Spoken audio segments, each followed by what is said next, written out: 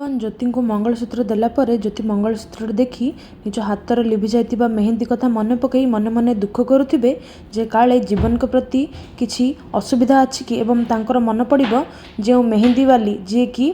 मानसी मिछरे अभिनय करी आसी तांको कहिबे जे यह एक अशुभ लक्षण तो हाथरू तो सिंदूर किए छड़े नेबा को चेष्टा करुच्ची जितेबाला ज्योति यही सब कथा भाभी चिंता करुथिबे जीवन तांको बुझेबे जे एमिति किछि भी हबनी मु ठीक अछि एवं मोर कौनसी असुविधा हेबनी एवं यह देखी मानसी कहिबे जे एई मंगलसूत्र पई जीवन बाबू मरीजिबे एवं ज्योति सबुदिन पई विधवा होइजिबो। तेबे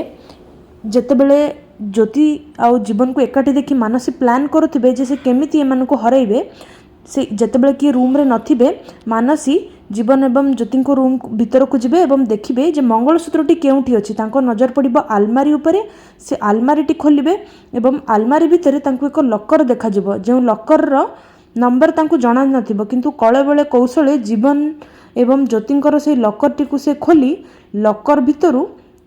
ज्योति को उपहार मिलिथिबा मंगलसूत्रटी को से बाहर करि देबे एवं सेई बॉक्स भितर मंगलसूत्रटी बाहर कर निज हाथ में धरिबे एवं खाली बॉक्सटी को लकर भितर पूरे पुणी बंद करदेबे एवं से कहिबे एई मंगलसूत्र माध्यम रे मु जीवन बाबू को स्वाहा करदेबी एवं ज्योति सबुदिन पई विधवा हो जिवो। तेबे दर्शक बंधु आपन को कौन लगुची जीवन कौन ज्योति रक्षा करि परिबे ना मानसी एथर को जीति जिबे एवं ज्योति विधवा हेबे।